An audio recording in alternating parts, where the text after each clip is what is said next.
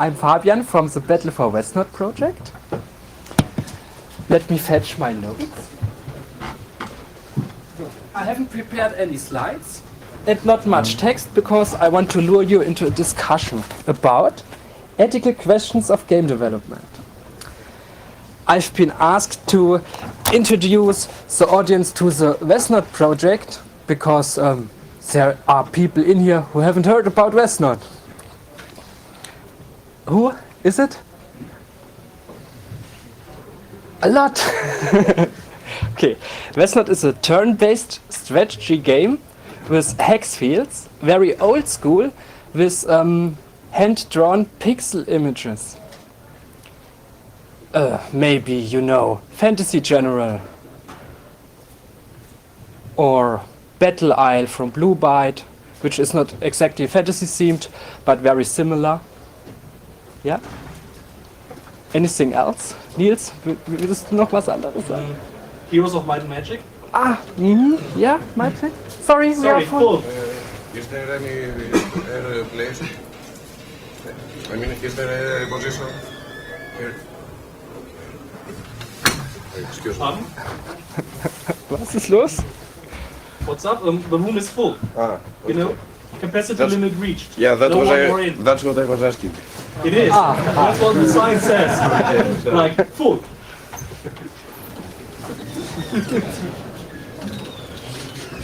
Okay. The motivation for the discussion was I was working on a total conversion of another game into the Westnod engine, and after converting some of their buildings, I stumbled upon one called Nuclear Power Plant, which I found very exciting because, yeah, that's not a building I would like to have on my battlefield. If I were a soldier, I wouldn't like to be on a battlefield at all. Okay, when I looked into the file to convert it, it contained nothing. This building is producing some energy and it's consuming some material. It's not producing any waste, nor is there any... Sorry, we are Sorry, full. full. Oh, seriously? Seriously. Okay, it's not producing any waste, and destroying the building causes no further action in the game. That kind of made me think if we as game developers should introduce game mechanics which are so far away from real life that they might hurt people's expectations and influence politics. I don't know. I guess you are many game developers here, and most games feature warlike actions. Is that true? No? What are your games about? Anything, can be like with cars, with strategy, with anything. And have you ethical restrictions or rules in your projects? Well, it's an interesting question because, for example, a long time ago there was a game in Flash about McDonald's, and it was quite addictive. And I thought about the question about myself because the game was developed to criticize McDonald's and all the industry of the fast food.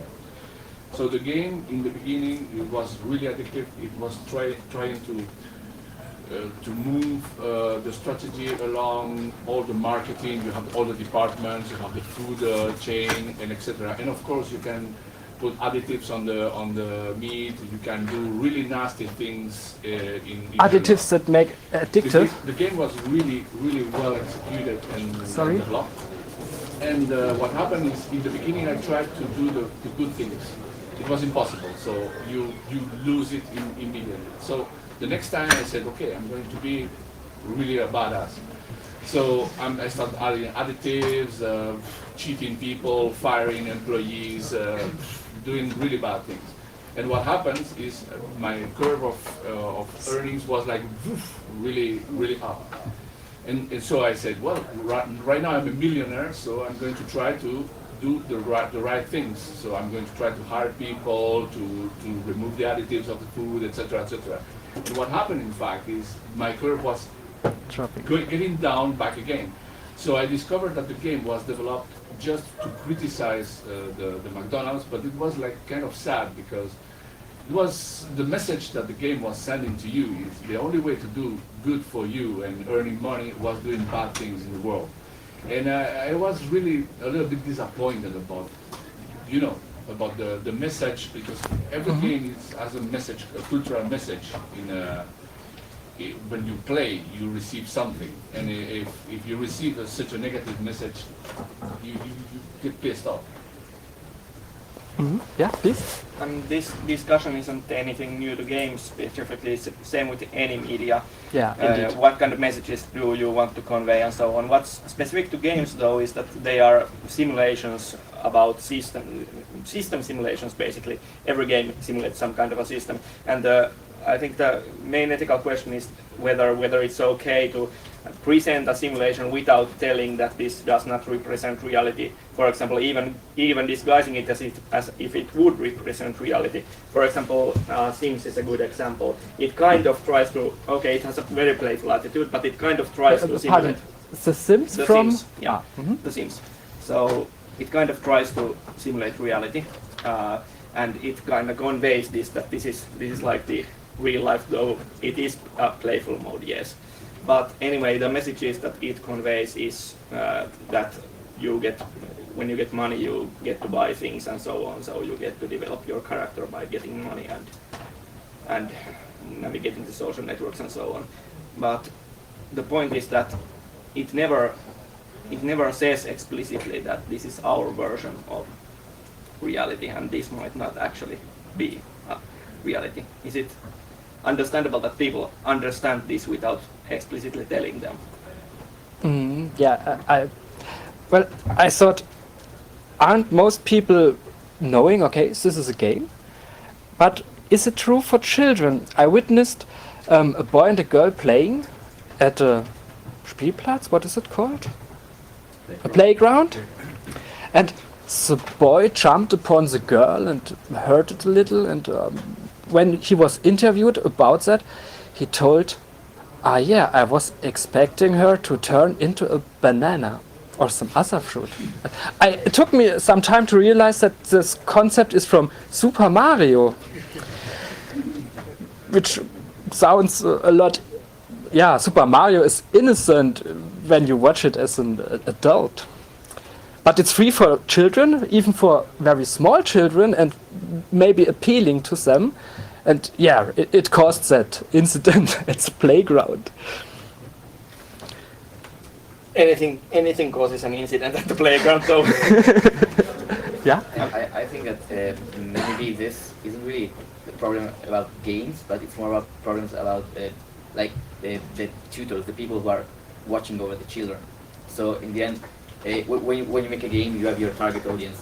So you know who are you going to target and who you want to make the game for. And yeah, some games might seem innocent, like Super Mario. Yeah, it's quite a harmless game. And at the same time, you know that if small children play this game, they might have different expectations in real life than we do, because we are adults, so we know like how things work. But I think that this problem should be on the parents or the tutors, on teachers, and not really on the game itself, because the game can teach children, the game can teach children things, but at the same time, we can't really leave children unattended and expect them to learn how life works just by playing a game, because the game is not really the life. So do you really think that before you create an open source game, while staying in open source world, you really think about the target audience?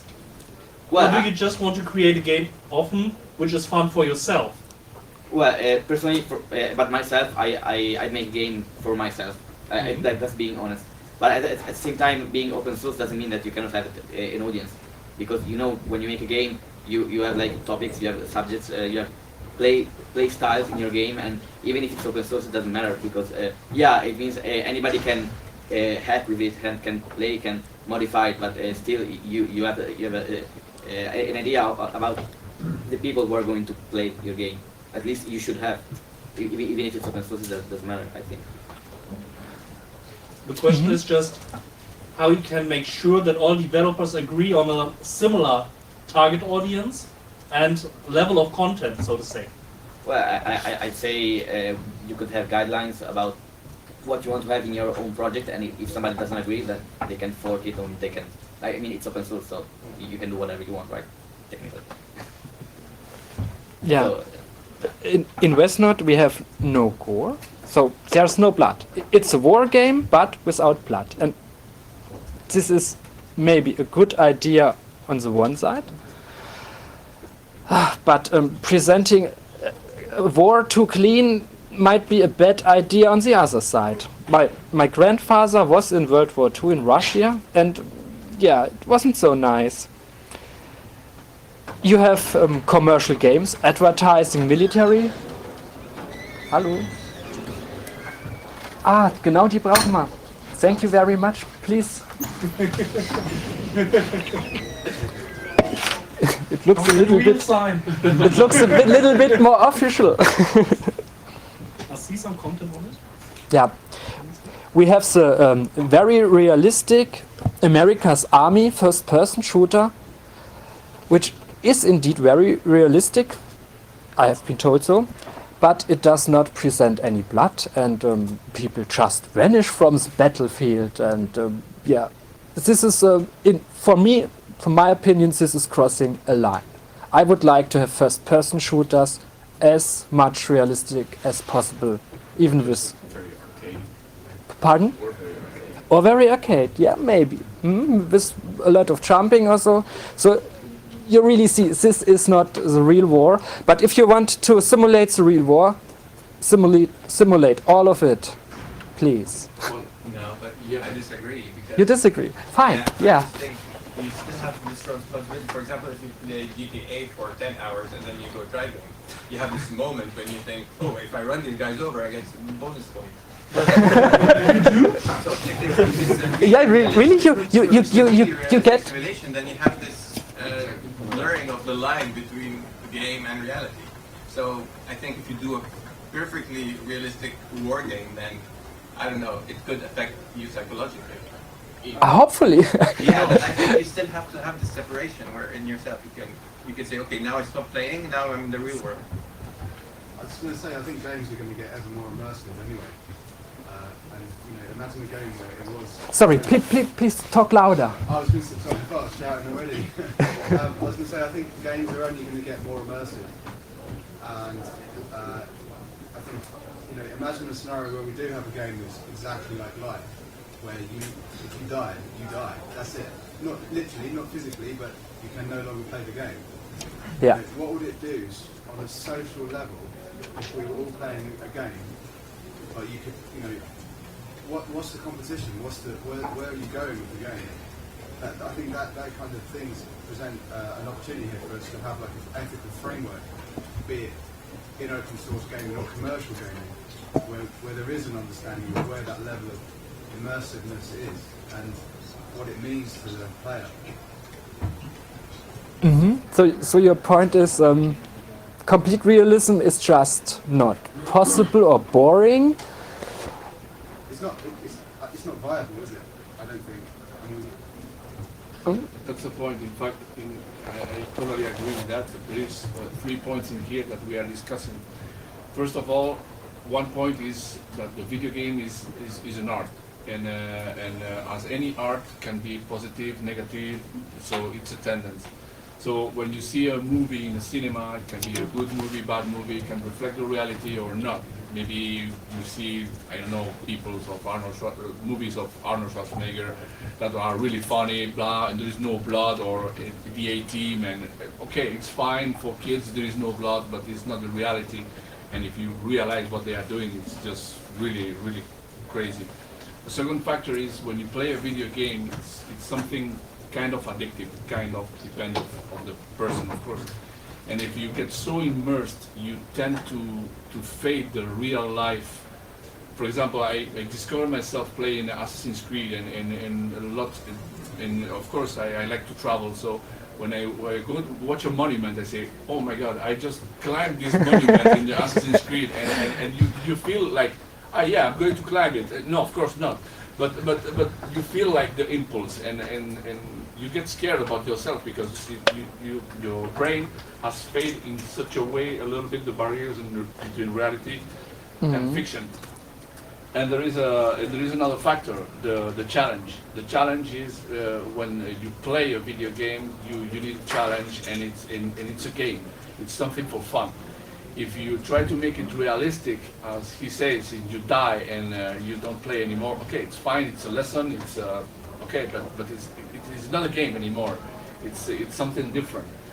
So more of a simulation then. Exactly. So and the games are getting more and more immersive. So finally, just to finish, you have those goggles that are I don't remember the name right now. But I really think the sensation and the feelings are going to be really, really immersive. And I think it's going to be a little bit dangerous for some, not all the people, not the mass media, but probably some weak people that doesn't make the difference so clear in between reality and fiction. And that's kind of dangerous, I think. Maybe I like to add, you talked about movies and commercial games, but every movie or commercial game is rated by some organization in most countries in the world, but that's not true for open source games. I have not seen an open source game rated. Yeah. I haven't either. I just have to interject that games are not about fun only. Fun is one thing that games can be about, such as film can be about fun, but there can be a lot more also that is not pure fun enjoyment. It can be other kinds of enjoyment as well. I would just like to highlight this fact. Well, there have been experiments. Currently, games are mostly concentrated on the fun part, but for example, there have been experiments like Dear Esther and these kind of, or these kind of scary games that are not. Amnesia Dark Descent, for example, which is not very fun in itself. But it is fun. Yeah, it is fun. Yeah, I know it is fun. But anyway, dramatic movies are fun as well, but it's not fun in the same respect. It's a history. Yeah. Yeah. But there is a message in the background. There's always a message. Yeah. Sorry. No problem. You're talking about commercial video games, commercial movies in general, but you also have this huge field of independent movies that aren't guided by ethic committees or whatever. They can do whatever nasty stuff they want without being afraid of not getting published. Or so just want to point it out. Even if there is a rating, it doesn't really matter that much. I played Manhunt, but I was like 15. Yeah, but there are parents who control at least that 8-year-old child is not. That's what it all comes down to, isn't it? I mean, it's like the person said, there will be people who will be affected. But it's the same with movies. It's the same with cash. Yeah, but maybe at least the adult must have a hint. Yeah, if that's what I mean. It all depends on the person's home life. I mean, I was not affected, but if I were affected, I would hope that my parents would be able to see that. Well, you think you are not affected. Well, yes, I'm not violent, let's put it that way. Okay. Yeah, with my in English, I think maybe we can think about the video game is not so different than the outside offline game. When I was young, there isn't internet, something like this. But we was fighting in reality with clothes from army and FOSDEM and make something like very horrible. I can make torture with a puppet, and I can make burn my soldier, and make very thing horrible. And it's normal for yeah, a guy. but when you make this, it's when you punch the other kid on the nose, it's bleeding, isn't it? Bleeding. Yeah, blood. Ah, yes. Yeah. So you have a direct feedback what's possible and what you should avoid. Also, but in my time, it wasn't like this. Yeah. And when we fall from the wall, we break the arm or something like that. I think the problem we can go through is to think about what's about the border of the free, human free, to be free to make a heart and what kind we want with the game. And what is the border with the aspect of bad thing for human being, bad consequences for human being. And I think in this aspect you can see, okay, there is addiction. It's not so good, not so bad, but it's free if you are addicted. But if it's addiction for something that we have to pay, this is not so ethical. That's a good point, yeah. Like Blizzard. Yeah. Like Blizzard, maybe. If the thing are creating new ideology against other people, it's also a bad thing. Against black people or against women, something like that. And so I think it's the role of ethical inside the virtual world, who is not really virtual because the place is virtual, but the users are not virtual. They are real. The rule are the same for both in online and offline. And I think we can get inspiration about what's happening about money, about merchandise, and what about the marketing, about politics, and about everything like this can be transferred inside the net. For example, Second Life is a perfectly an example of a virtual world where will be integrate the money of Second Life money, but it's a real money. Then you can change it real offline. So you are the bet for me, in my opinion, betting the money who gets the human being like a slave of money. So you're inside. So your lines that has not to be crossed is commercial stuff and spending real life money. Yeah, I think real life I prefer to say offline and inline world is not so different, and the ethical has to be the same. Ah, okay.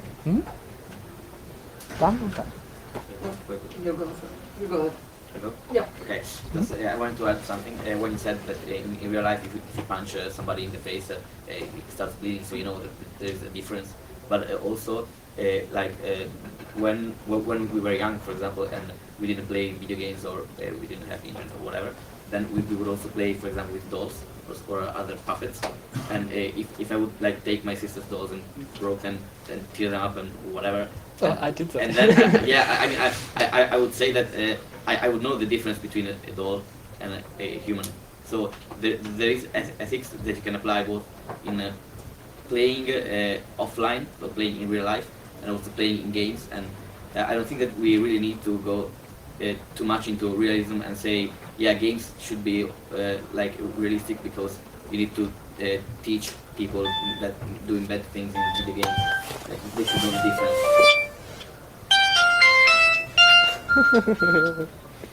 You need to Sorry.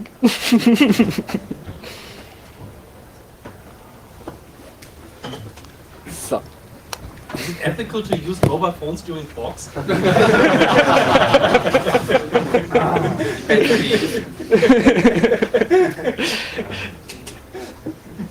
I think I will.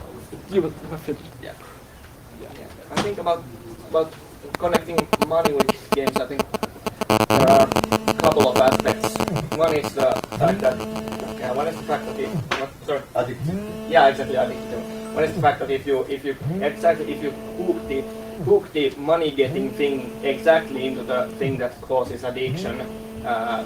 For example, instead of a monthly fee, you actually get money from the addiction itself, not monthly from the players, but from the players that get addicted. They have to pay more because they want more, and then you give them more stuff that you can. This is very ethically questionable. if I'm concerned about it. But of course, there is a huge play culture that actually accepts this as an ethical Is this issue. a real new thing now? What? This is how it goes now. This is all. All bad. Like Not apps are all. based on this. No, now. don't say all. Yeah. Yes. See, this is And really, but you get the the free thing. game and you have to pay in game. Yeah, but the thing is that you can do it.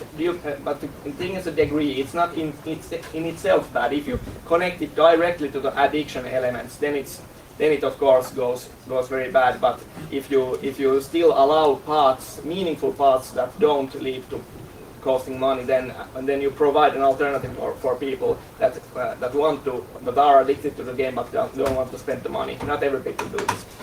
Anyway, the other aspect about connecting money, I think, is that, for example, if you pay for how do I say it?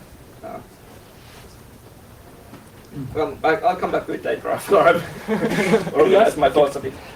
Yeah? I believe he mentioned that games are art, and I believe art is more like expression and some perception. So you make expression and people have a perception. But I believe when you put some guidelines, you avoid people to have their own perception. Maybe. Yeah, art shouldn't be censored. Yeah. So I believe the thing about the games is that we have some more interaction with the art. So you can do something. You can do something that that expression of that person. So as you mentioned, is the McDonald's game. So I believe it has more to do with the personal perception. So I can perception that I can perceive that as like that kind of business is wrong. Not that the structure is meant to be like you become rich if you do bad things. But maybe this thing is bad. That's why it works that way. I believe it depends on the folks that are playing, and also that's something about art. So I'm not sure if a guideline would be good because you avoid people to have their own perception about that, and since it's a perception, it's something indeed bad in the person. So it's not, in fact, your fault. It's something that was there before. But sorry, I want to say something myself again. I've asked about PGP ratings that we usually don't have at open source product or anything independent. Of course, you're right. There must be a freedom of art, but I think it should be signed somehow. Yeah, you introduce stuff that might affect younger people, so put a sign in front of it. And we usually don't do that. Westnot has does Westnot have any written warnings about killing elves? No, we have no warnings about murdering elves, but we have one campaign in which we explicitly say this is not targeted for the younger guys, UTBS. Ah, really? Yeah. We explicitly say this is different, it's not a clean mainline domain, and I thought it was more about game mechanics and not... also, yeah. But I think it was also about the maturity level. Okay, pretty sure. I think it's rather difficult to put a specific age requirement for a game. So what you could do For a movie as well, or isn't it? Yes, it's the same. I think you should put some labels in it. For example, in this game, you can see blood, you kill people, I don't know, whatever. But I think the people have to decide for themselves. If, it's pretty much different from culture and country to country. Exactly. Yeah. So you don't need to put a exact age number on it, but you can mention nudity or gore or whatever. Maybe racism. Yeah.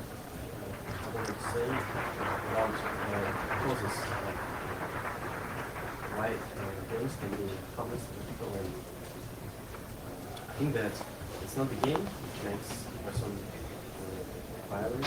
It's this insights, this psychology. It's about parenting and educational system. Pardon me? A little bit louder, please. It's about parenting and educational system.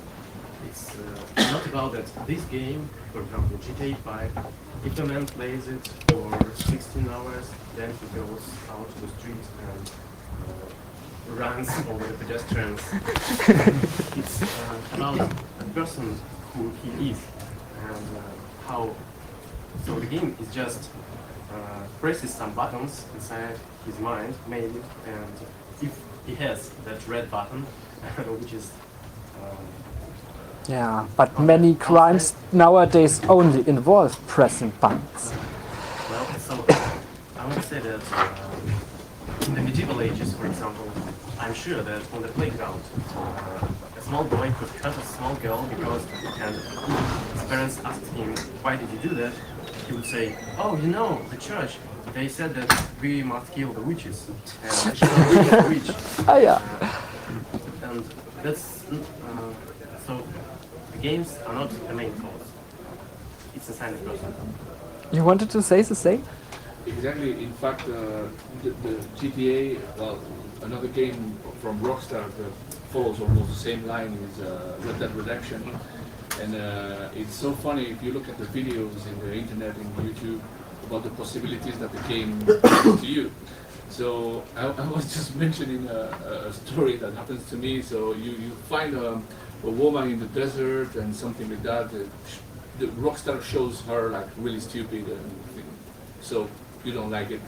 And I was speaking about a friend. What did you do in that situation? And I said, well, she didn't want to come with me to the city, so I left her there. Okay, it's fine. But he said, no, I just. My friend said, I grabbed the woman, I put in the horse. I look at the rail station. I put her in the rail station, and I just went was waiting for the train to pass, and I have some laugh about it. So, but it's a ridiculous situation. So because you don't going to do that in real life. So it was really. And the internet is full of possibilities, stupid possibilities that. If you analyze that like a normal person, you would say, "Oh my God, this is madness." And this is really sadistic and really bad.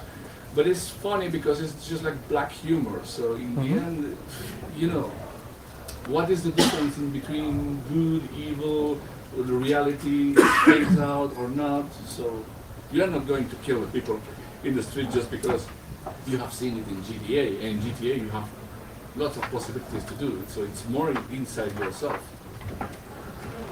But GTA does punish you if you kill, or sometimes the police is behind you. Pardon me? Depends. Sometimes it's a bonus. Ah, really? And you can kill the police guys.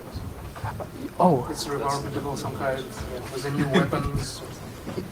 You want can kill the police guys, but if you kill too many of them, you will have some repercussions, forcing you to kill more of them or run away. Yes. And eventually, running away gets really, really difficult. And killing more of them, you will run out of ammunition. But the fun is on getting so the fun is on getting pursued, and so you run away from them. So it's just like a you know when you are a kid and you play in the playground to catch people, you know, because you like to run. So if you run from one policeman, okay, it's not so fun because it's so easy. Okay, you want thousands of policemen going after you, so it's more fun. And of course, to provoke that, you have to kill like, let's say, 5-10 policemen. Yeah, but it's not the goal of the game. No, it's not the goal. Where in Carmageddon, for example, this is a child. That was the goal. You want to catch on your former speech? It's kind of a sub goal in itself, even if it's not written. It could be a goal. Anyway, sorry. About the model of the evil act being inside the person and not in the game. I mean, we've all heard these media crazy. Well, I'm not going to go into expletive here, you know, even though I want to use some curse words for those articles that blame gaming on the killings and murders that people are doing, which is of course insane and has no basis in reality. And studies have shown that games are not causing anyone to do this. However, having that in mind, and since we are all a game developing community here and nobody's watching from the internet there. Not yet. Yeah, exactly. Having said that, it's not it's a bit simplistic to think that something is inside the person and this just triggers it.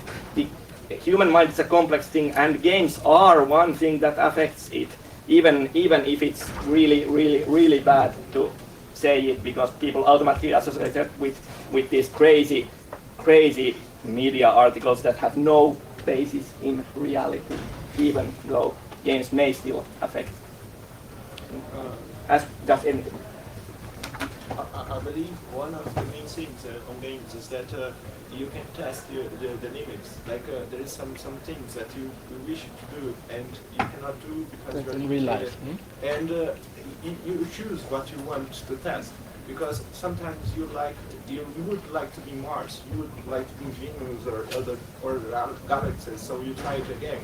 Or maybe you would like to see what happens if I kick a policeman. And that's different kind of limitations you want to test. So more or less is what you want to test and what you're looking for to the bond that you want to cross. And the funny thing is there is no consequences. So, of course, if you go in the street and you kick a policeman, you have consequences. If you go in the video game, you want to test because you know that there will be consequences. Yeah, you know what happens then. You have the testing. Or, I should not do that. I will get to bad situations.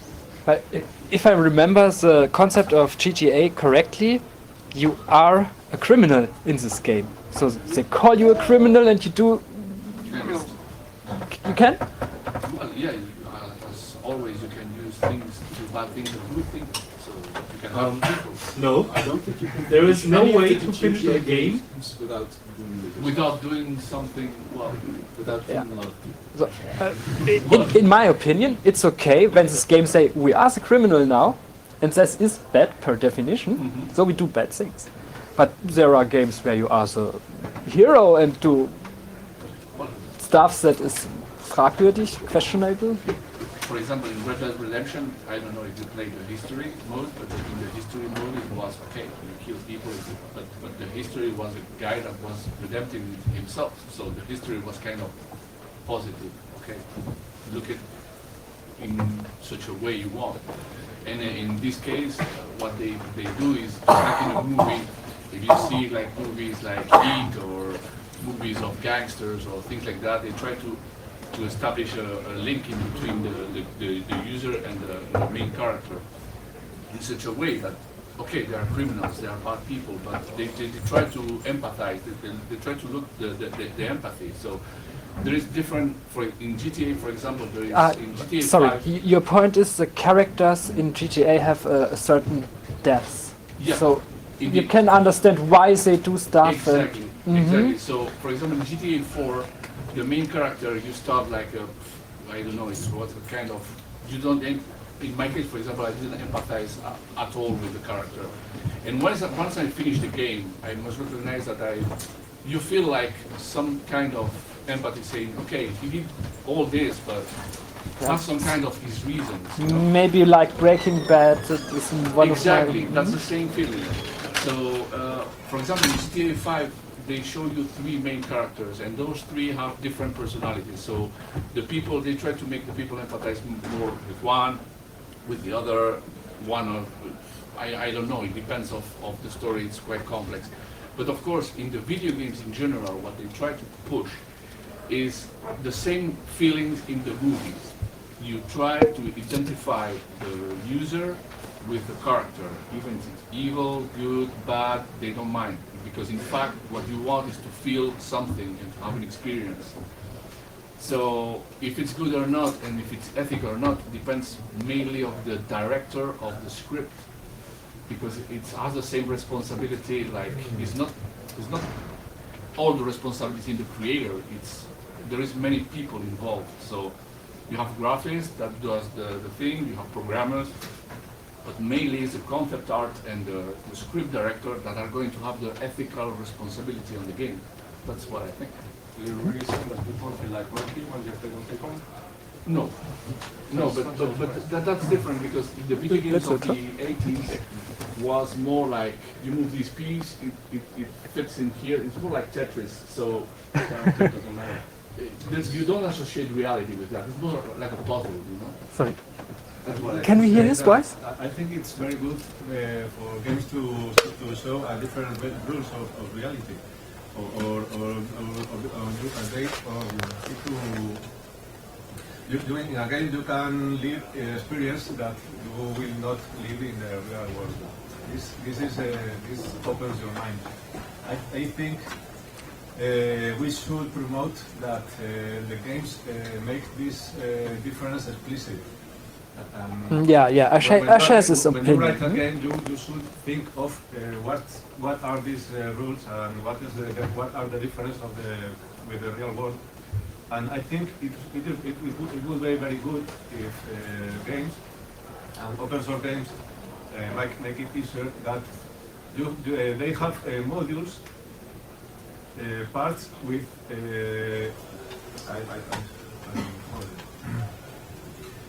if you make a module of a game that behaves like the real world.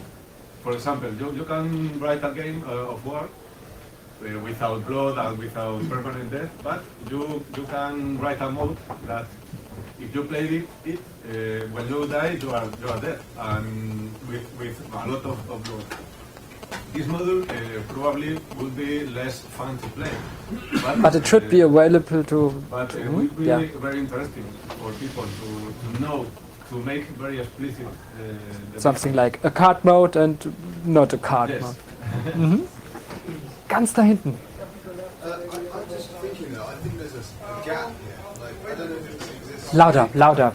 I think we should do like a standard body or something that kind of looks at, is gaming forward thinking? Is it good for human nature, mind? Is it proactive and positive? We're focusing a lot on the negative and war scenarios and the bad things that we see in games and ratings and all the rest of it. We know that ratings are driven commercially. You know, Yeah, indeed. an organisation that looks forward, looks at the science, look at the psychology, the academia behind how the mind is affected by games and in society and stuff. And I think it'd be good if we had that applied to games.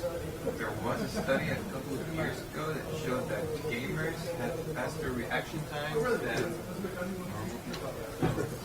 Yeah, it surely affects you. I remember when I played Quake 1, it's quite a while.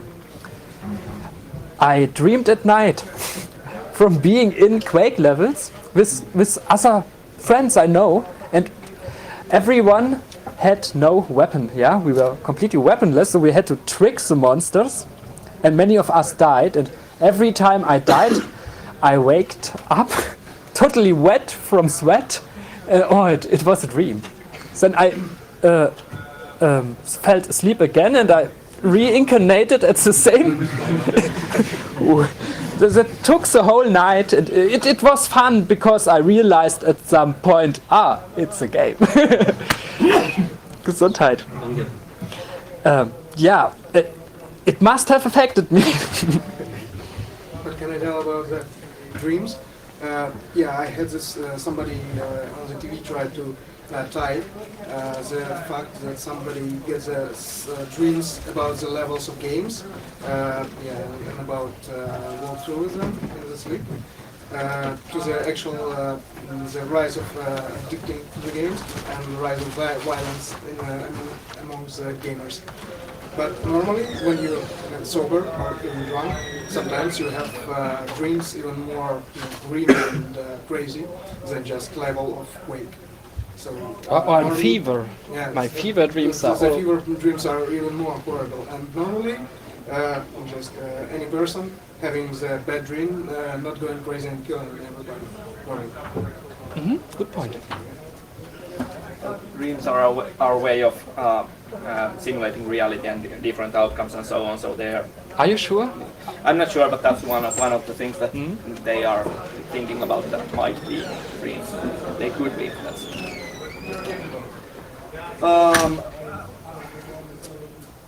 I earlier had a concept that I was having trouble formulating. Can I introduce Yeah, I it? remember. This is a different question altogether. It's about money and games. Because as a game developer, people like developing games because they like games. So when you introduce money as one aspect of the game, the question is whether you actually are breaking the game itself, because games happen in this, well, sort of happen in this so-called magic circle, which is defined as things that happen in the game affect the game world itself, and things from outside don't affect the game world, things from inside don't affect the outside. Well, of course, it doesn't work completely like that, and there are games that explicitly try to break this. They do it in a specific.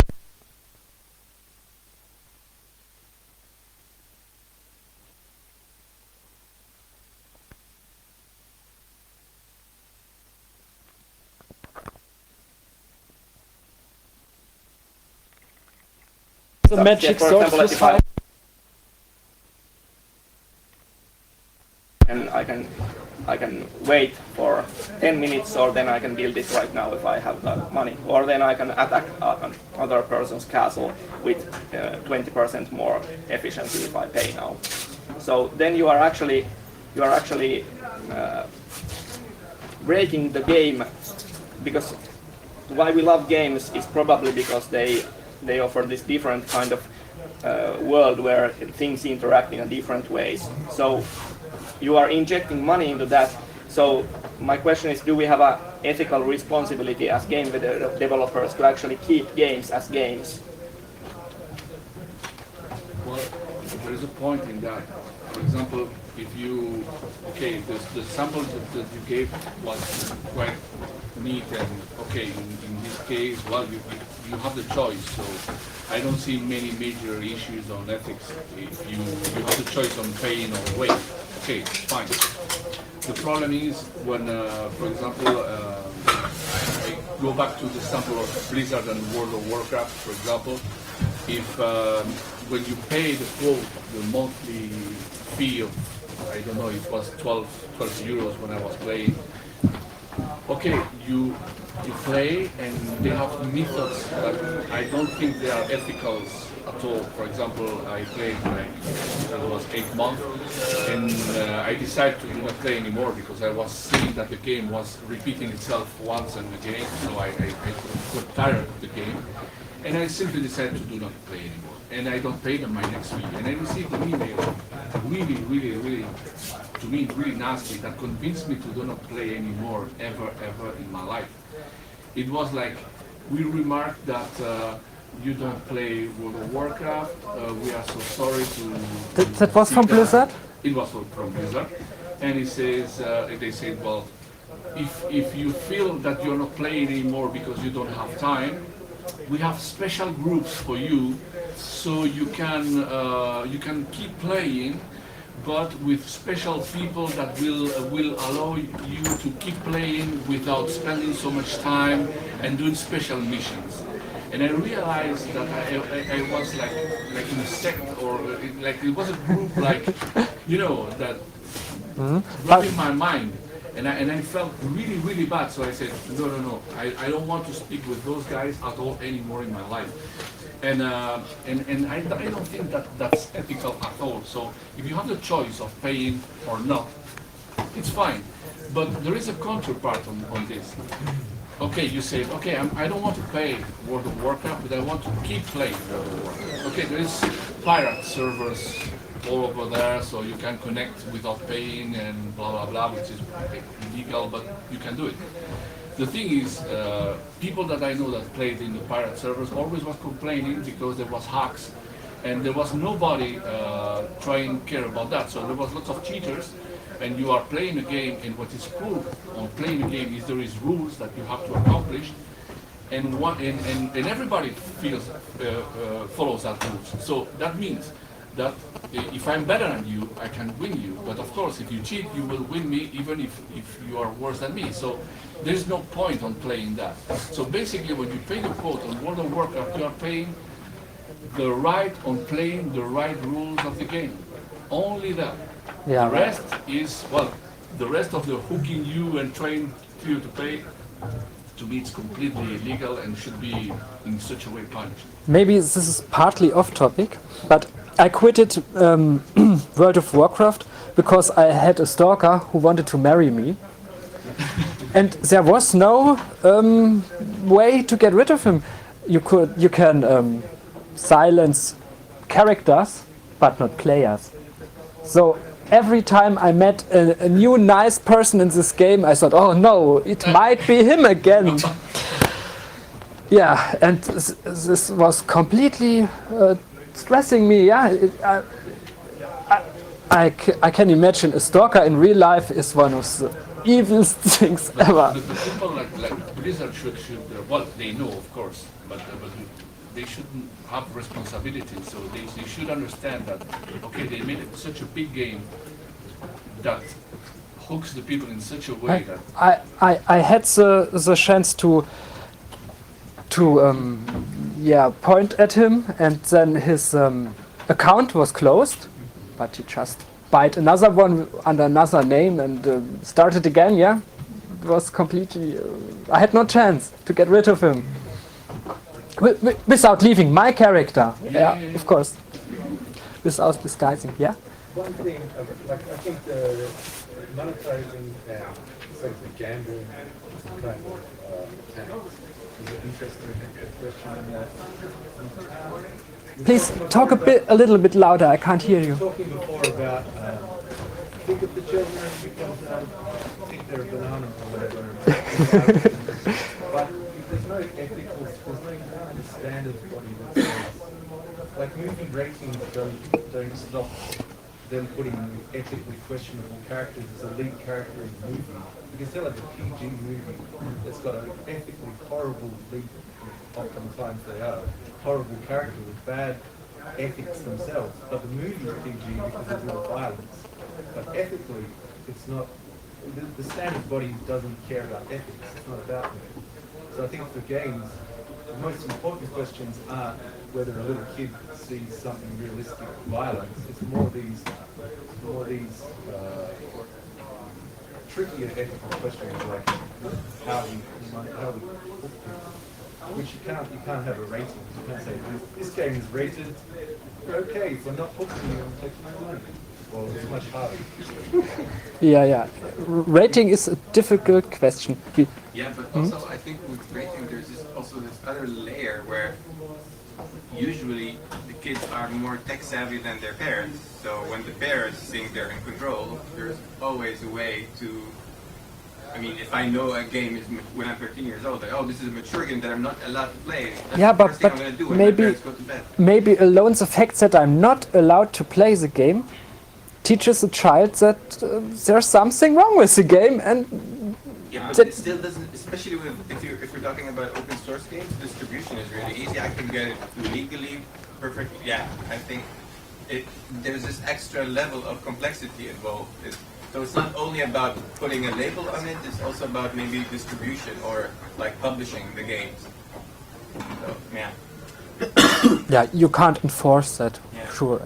Not for commercial stuff, and erst recht nicht, especially not with open source stuff. Yeah.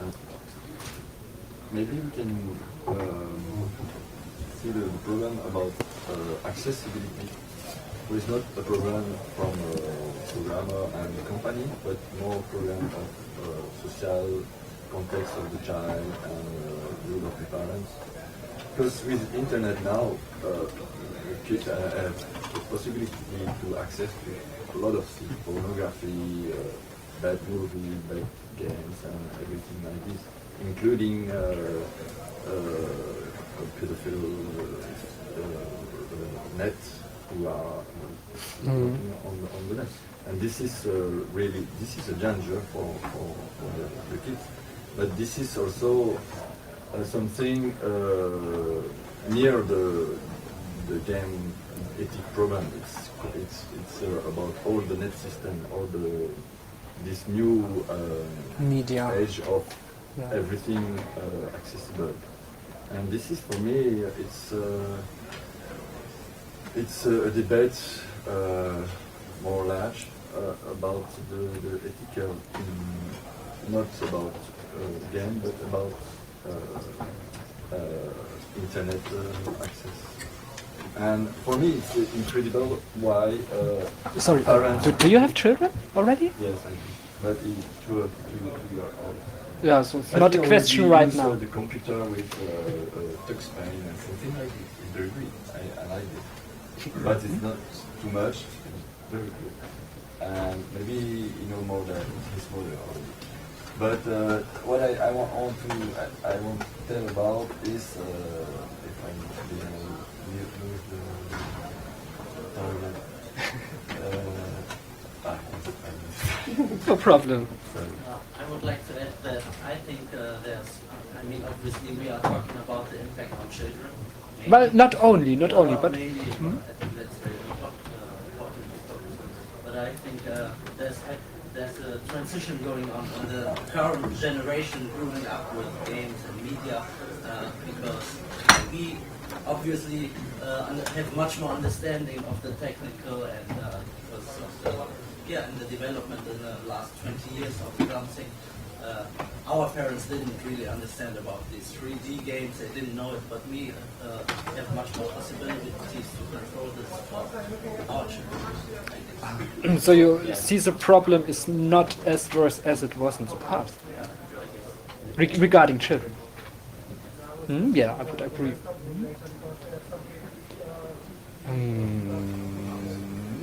Wen hatten wir denn noch nicht? Da! But honestly, talking about ethical questions, it's, I think, not just that we should talk about how can we save our kids. I think a very important ethical question is the reuse of content. In Western, we see it pretty often that people just upload content to the add-on server, which they borrowed from some sites in the internet where they don't have the right to do so. So I think that's a pretty important ethical question of how should this be handled. How should it be handled? Where the users get their content from, which they then upload in contest again. And the step further is, where do the game projects get their content from, and how can they make sure that it's all legal and all rights and whatever is respected? Yeah, but this is somehow controlled by government and laws. Yeah, I guess if we allowed uploading copyrighted content without any restrictions, we would be closed down sometime soon. Yeah. It's the question. Shall we Should try? Be closed down? Shall we try it? Is it possible to be really closed down as an open source project? I think as a company you're not legally. I mean, if you allow people to really upload stuff to your website, I think the only thing you're legally required to do is that if you get an official document saying please remove this, I own it, then you have to remove it. But it's not really your responsibility what people are uploading. Nah, that's we also demand that you license it under GPL-v2 or later, and everyone else on the server also assumes that. So, well, yeah, you realize it without the permission to other add-ons, and eventually might end up in our repository. And yeah. Maybe we hear. Okay. I would say two things. First, to the guy said about we are in a generation of people who grew up with video games, so it's easier for us to handle video games for our children. I don't quite agree, because now nowadays are very, very different. At least for myself, I don't use Facebook. I don't play Flash games. I don't play games on my smartphone. So I'm not used to games that monetize time. So I know there are games like Farmville, so where you have to pay to actually access more content. So it's limited on time, and you have to pay money or like invite people from other like from Facebook, from Twitter or something to get more content. So I'm not familiar with those type of games, because I grew up with different games. So saying that society is moving towards a more acceptable community of people of adults who agree with games and they know games, I don't think it's quite true, because at the moment we are evolving really fast in the game, like in the game industry, on different technologies. So it's not really immediate to say that we are all aware of how games work. Even though we grew up with games, we can't really assume that we know what our children are doing with, while playing games on their iPad or something. I'd But say. at least I feel tech savvy enough Yeah, to of lock course. down the machine at of the my. moment, yeah, but like in 20 years, how do we know it? That we will know about the technology in the future. I mean, it's changing so fast. For example, like we have other dangers because now I would assume that if a child starts playing Farmville or whatever other social game, there are some tricks they can maybe perform to get more content, so they can invite people, they connect with strangers. So there are dangers that maybe at my age, when I used to play games when I was younger, I didn't have those problems because they were mostly offline games and even online games. They were with interaction with actual people. But nowadays you can actually connect with bots, with illegal accounts on Facebook or something like this, and meet strangers, dangerous people who you can't really control. At least it's not so immediate. Maybe that's a little bit paranoid because No, most, yeah, I mean, most child abusing is taking place in the near relatives. well, yeah, it is 98% of all child abusing is the Yeah, uncle yeah, or the aunt. I Yeah. think the problem is not really about child abuse, but it's also about leaking personal data. Yeah, Because yeah. you are connected with strangers, and we didn't have that problem 10 years ago, but now we are leaking data everywhere. So it's also a problem, I would assume. And besides, we don't even know what kind of games will be developed when we are also when our children are grown up. Yeah. So I don't know what kind of concepts they play with. Maybe they play with their social network, for example, connecting with different people means different things and so on. Games are going in different directions, so we can't really assume that we know. However, there has been an increase in. What we do know is that things are playful, but our parents perhaps didn't know how to handle playful things in general. So that is a concept that can be applied, even if the games themselves change. Maybe my time is. I think your time is basically over. Oh, that's yeah. Thank you very much.